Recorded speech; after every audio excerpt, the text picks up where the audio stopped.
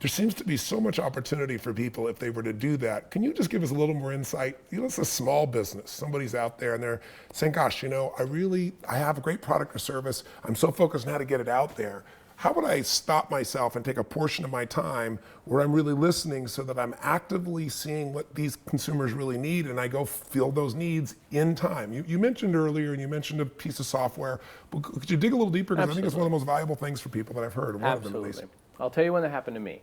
I asked my Twitter crowd, and this doesn't all have to happen on Twitter. I hate when I suddenly make it all about that, but we could do it in other tools. I asked Twitter, where do the cool kids stay in New York these days? I just don't want to be stuck in a Holiday Inn Express or some other place that I already get to go to. Right. And they said the Roger Smith Hotel. Well, the first person who said that to me was a friend that I knew, Chris Keefe, and then this other guy, Brett Petersell from Mashable, and then the third person was the Roger Smith Hotel. They said, come on by, we have a blogger special. Oh, I thought, not knowing that if I said I loved ice water, there would also be an ice water special. So I come and they treat me lovely and I have a great time. So then I tell everybody, this is great, I had a fun time. They're my only hotel I'll go to in New York now. They're not the best, they're this tiny little boutique hotel, yes. But they're artsy and they're fun and whatever, but they listened. And that's what they do, is they sit on places like Twitter. Someone says, flying to New York. Oh really, do you have a hotel? I'd love to be your home base while you're here. Love to have you back, you're a friend. They listen to the people who have stayed, who have talked about them on Twitter. They have a list. So they talk to them about things that have nothing to do with the hotel, which of course reminds you why you'd go back. That's right. One. Right. There's a new company I just saw in a magazine. I don't know about you, but I tear things out of magazines to remind myself yes. later to go get them. Yes. We're travelers. 3FLOZ.com. 3fluidounces.com. With carry-ons, you can't take anything more than 3 fluid right. ounces. So your colognes, your whatever you like, your skin products, anything that you want to use for you, unless you're checking a bag, they have to be 3 fluid ounces or less. I think this company is so clever for doing this, and all they have to do is listen to everybody on Twitter talk about where they're flying. They just could stick in airplane codes all day and go, did you know we sell specifically stuff for you? Great. It's like fishing in the trout pond as opposed to fishing, out in the giant, lake or ocean, right? You're going right where everything is stocked. It's That's brilliant. Right. It's so simple. People talk about where they're coming and going on things like Twitter and Foursquare, the new location-based app, and yes. even on their blogs. I would just relentlessly spend my time doing that. I wouldn't be worrying about, press activity. I would just be flat out hardcore lemonade stand selling that product via the social web. So different than broad. I think one of the biggest challenges in the old school, it was send your message out on this really broad level, which you can do, but it takes tons of money, time, and energy to build a brand that way. But you can actually build a brand by just finding the problem that you're able to solve wherever it's being communicated on the web continuously. So is there software specifically, you mentioned one earlier, that can help you to know where to look? I mean, for example, I keep track on Twitter of where my name is, just my name. And I see what people are saying, and if there's, bam, bam, bam, all this great stuff makes me feel very nice. If there's something else there, then I'll address it, or I'll get one of my team members to address it immediately. Or if it's just somebody being, crazy, then, rarely will do that because all it does is engage them to create more challenges. But at least I have that as a little mini filter for me and my little third grade level of marketing compared to yours. What kind of systems are available for scanning the web as a whole? So some of these people are clients and some are not. So I'm always a disclosure. SAS, who's in Cary, North Carolina, they have really big enterprise level tools. SAS? Yeah, yes. SAS. Mm-hmm. And they have a social media analytics tool that does this kind of work. Okay. Radian 6, who's based out of New Brunswick, has a really good tool that smaller businesses can use. Okay. Andy Beal has a device called Tracker, which is TRACK.UR, I believe. And it's a very small version of this. So something a little tiny business could use. Exactly. And what does it do? All of these ones allow you to put in keywords and look for where these kinds of keywords and these phrases and these terms come up. And they all have sort of different levels. In terms of come up, just to interrupt you, across Twitter, Facebook, social networks, or blogs as well? Forums. Anywhere on the web. We forget that forums are out there. And, I just was on the site today showing the rankings of all the various forums and how many millions of users are active in there, and places like Yahoo groups and Google groups. Yeah. Just because these things came out in the 90s didn't mean they went away. I mean, there's lots of people talking about your brand, not on Twitter, it turns out as well. What a concept. So I think that, these kinds of tools allow you to put in certain keywords. Some of them allow sentiment rating, like, if I know that, I can put me against a bunch of other social media types and say, what percentage of conversation is about me versus them? Wow. So again, if I'm Coke, then what are they saying about Pepsi, et cetera? What are they saying about, vitamin water versus the other waters? Because that seems to be where the war is right now. Yes. So you could do those sorts of things with sentiment mining. You could, people saying positive or negative things about you, Yes. percentage of conversation. But you can even do just really tactical, someone said something, I should go there and look. Like I said earlier, if you Google the phrase "grow bigger ears," it'll dump you on a blog post where I talk a little bit more about it. So it's a little added for your folk, and it'll let you how to do it for free as well. There's free tools that allow you to put these kinds of searches that you're doing into one easy reader, and allows you just to kind of take a glance at them. And I pay attention to my reputation and my business's reputation every day, because I think there's a lot of opportunity there. There's chances where you could recover a lost sale, and or a client who's about to stray. Yes. And I think that once you give them that sort of warmth, that's revenue too. We don't always have to just keep closing new deals. We have to, maintain and service our previous loved ones. I think there's a philosophy in life that I think is really important, which is do the right thing at the right time. You can do the right thing at the wrong time and you don't get rewarded, you get pain. You plant in the summer and you got a problem. I don't care how hard you work and what you put into it. And the season we're in the current economy brings up new challenges and new opportunities. And in business, if you're really listening and you're hearing at the moment that somebody needs you and you're there at that moment with a viable solution, that's such a simple answer, but it's one that I think you could run an entire business on that one little strain alone. So I really thank you for that. And I've heard it before, but you've made it really practical. So I really appreciate that. I have a friend who I recently, I didn't ever know his business, and I got to talking to him, and he's has the largest recycling business up in Oregon. So I'm looking at his business and going, he's bigger than all his competitors combined. He's passionate about recycling. He's passionate about the trash business. And he's telling me about how much people get ripped off in most communities. I have a place in Sun Valley, Idaho, and I wanted to recycle. And my wife is very passionate about recycling. And you can't recycle. No one will. They say it costs too much. So we have to accumulate and spend money to send it somewhere else. I said, why is that? He said, anybody can make money in recycling. The guy that's telling you that is the guy that owns the landfill. He doesn't want you to recycle. So I was saying to him, I said, why don't you, he's got Intel now and a couple new clients. I said, why don't you systematize this into a business where you go to companies and show them. I have a friend, what triggered me, another friend, he saved $1 million. He was tearing down these mobile home parks and building this new location, and the tear down and sending that stuff to the trash, which would have filled a landfill, was going to cost him $1 million. He saved him $1 million and it made him, I forget, $300,000 or something in the deal. So my friend's pretty raving fan about my other friend. I look at people like this who have these great businesses, but they don't think about how to scale it. They don't think about how to take it outside what they're doing right now. So he's a metaphor for so many businesses. What would you say to him? He's got this great opportunity. He could go to these people and do a trash audit and say, let me do an audit for you and I'll show you how you can save 30% and I'll take a piece of it. No guarantee up front. My simplistic mind would look at it and say, do something that has added value that costs people nothing. What would you say to a businessman like this to say, here's how you could scale your business, because you're damn good at creating things at scale? Well, so that's exactly the opportunity. The real opportunity is, and that sort of falls into the mindsets of franchising and all that, and how do I put it into sort of a blue book? But it also goes into the idea that, he's got some great stories to tell there. Yes. If you're going to a big hardcore business, then you're saying I'm going to cut this much money out of your expense. And GE does that. When GE goes and talks water treatment, I had no idea. This, in my mind, is not a really huge business, but it's a multi-billion-dollar business, where in which if we get you to use less water through your machine, and if we can recycle this percentage of water in your machine, et cetera, we'll save you $2.4 million on your water bill. Who doesn't want $2.4 million back? Yeah. Same thing with this guy. If he's coming in and saying, well, listen, not only won't it cost you, I can cut out your expenses on what you're doing to fill the dumpster. Your whole point about, the person who makes money on this is the landfill. Napoleon Hill, 1,000,000 years ago, wrote that you never ask an encyclopedia salesman, should you get a set of encyclopedias? This is the same thing.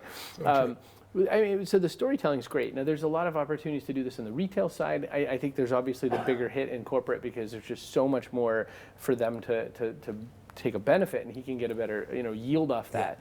But even if you wanted to go two paths and test them both out, interesting. Because remember, there's a lot more consumer trash in general. There's a lot bigger sales cycles for that.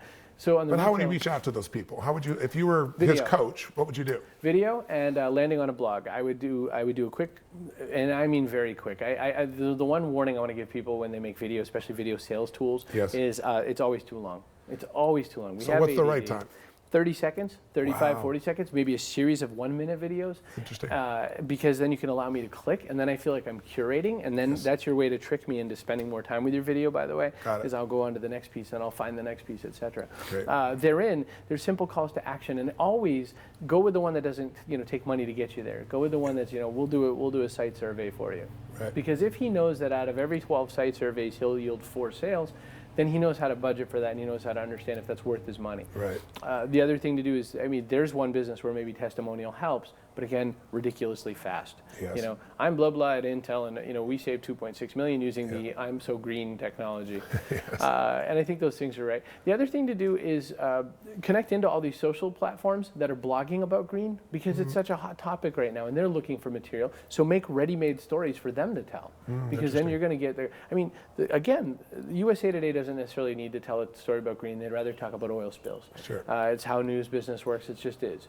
But there's so many more blogs with so much more actionable effort to come out of this, with link content and all this, that you'd almost rather get if you could get 100 blogs that combined had the coverage of the Wall Street Journal and the New York Times together, then you get almost a 10,000 times yield on what you get out of that just by the nature of inbound links back to your site. Right. Brilliant. Brilliant. I think the more that people can step outside their core business and say, how can I scale it? That's when they start having a business as opposed to a job. That's right. And unfortunately, most still tend to stay focused in their little particular niche. Absolutely. When you're talking to businesses, what are 2 or 3 of the most important questions you hear consistently that we have not addressed that we should address together, so that people really, they leave this with going, wow, that was 60 minutes well invested. My view of a 60 minutes well invested is one idea that I can really act on, and I'm hoping people have marked out specific things to go, this I could do. The last example on listening, for example, an action item, say, go check out one of these services or go learn more about how to listen would be a simple one. But what are 2 or 3 questions that maybe are some of the most important we've not addressed that business people need to hear? A lot of times people are asking me questions about, well, you seem to be all about media making and blogging and video blogging and photos and all that, but we're not a media company here. And I always answer back, well, it turns out you are. I think most businesses are now a media company, whether or not they want to be. And I think that there's 2 reasons for this. We have become very ad resistant, as you said earlier. Yes. Madison Avenue is aware of this, and they're trembling to try to find the way to better solve this problem. Right. In the meantime, raters like myself come in and say, you know what, you're a better spokesperson for your brand than these crazy commercials. You could do a so much better job just taking the content here and telling better stories. Well, here's a perfect confluence.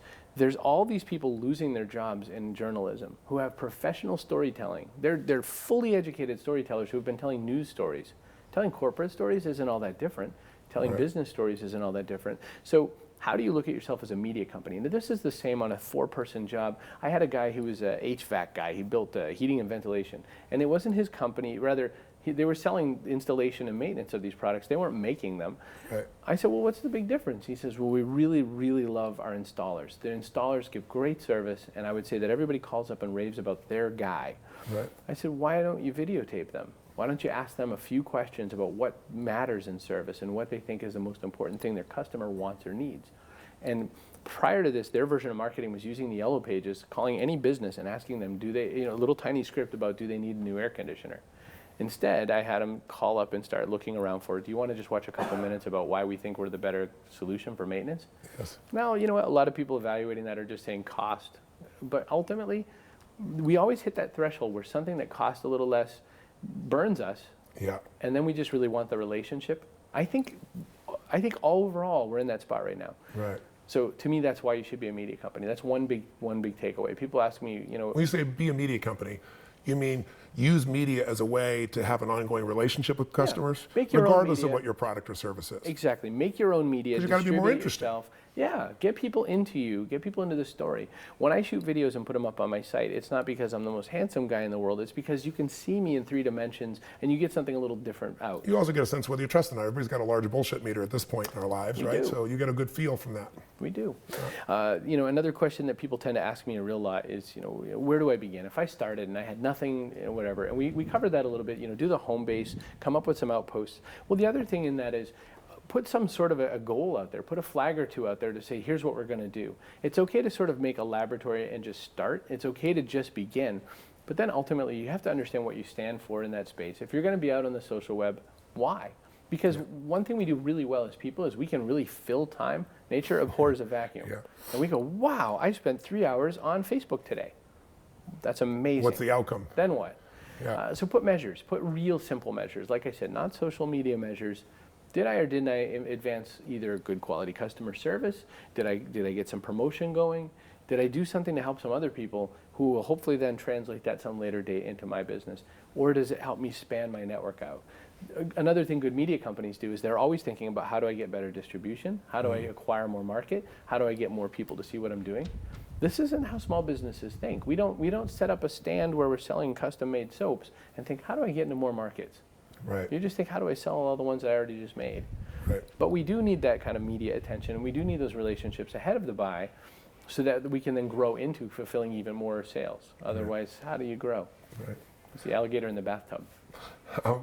You said to me earlier, I think off camera, you gave the metaphor of people get a car and then they just go drive that car. You know, they get Twitter, they get technology, they get a website, they get anything. They don't really think about what is the most important set of outcomes. Where do I want to go? What do I want to accomplish? And as simplistic as that is, starting with the end in mind, very few people do. The end in mind is sell the soap versus the larger goal, the strategic goal that they have. Tell me, I really enjoyed this time with you. You're completely real and sincere, and you're obviously very dedicated, and I'm really happy you deserve the success you have to be #1, being rated. Now I said #5, sorry about that. It had been updated to #1. In the top 5. In the top 5. Where's your mission at this stage of your life? You know, in the end, we all do business and we do all things, but there's something behind it that drives us. What's driving you right now? What's your mission? What's your direction? And where are you going now? Where are you taking things next in your life? It's a great question. I've retooled my business. I was out on the road a lot the last couple of years. I did a lot of travel and speaking, and I have very small children and a wife, and I wanted to find a way to balance the home a little bit. I mean, we're all struggling with work and life, and I still love travel. I mean, I've never been here. It's beautiful. But my mission is to really equip people, and I'm mostly thinking smaller-minded business now, to do what I'm saying is to build human businesses, which I consider as sustainable relationship-minded businesses. So my real passion is how do I equip and educate people such that they can do some of the things that I've figured out, or that even others that I bring as educators to me can figure out. How do we build some community around that, and how do we raise all the boats? We're in a spot where there's just such a hole right now. And I just think I'm not going to solve it all. I'm not Warren Buffett. I'm not going to figure out the larger economic lever pieces. But in the meantime, there's got to be somebody on the ground just getting a few extra sandwiches into everybody. And it's my goal to really help with that and really help drive new business models that translate into family-friendly, kitchen table style business that can really drive things home. That's wonderful. I've really enjoyed this time. I'm going to apply the things you've said here. There are a few pieces. Communicating directly through email, simplistic as that sounds, asking questions, getting info out that's coming directly from me like I would do on Twitter. It's like very often you get caught in, as you said, a vertical. You know, vertical, this is where you do that and you don't do it here. And it's so silly. It's just out of habit, I guess. That, how you initiate a process sometimes gets locked inside of you. This process of, really doing the listening on a broader and more systemic scale and looking for when people need us and stepping in at that point, I know I'm personally going to use. So I hope those of you at home have found some information that's valuable. Again, each one of these is designed not to rock your world upside down, because the fundamentals of life are what change things. We're all looking for that one lightning bolt. And what I found is it's the little pieces that we add that gives us that cutting edge. It gives us the competitive edge and allows us to dominate and take things to another level and hopefully serve at a major level. But I've really enjoyed our time together, and I hope people will look you up. Best way to reach you and communicate to you would be through what? I make it easy. Just swing by chrisbrogan.com. You'll find me anywhere else I would be. There's his home base. Thank you, Chris. I really Thanks, enjoyed Tony. it.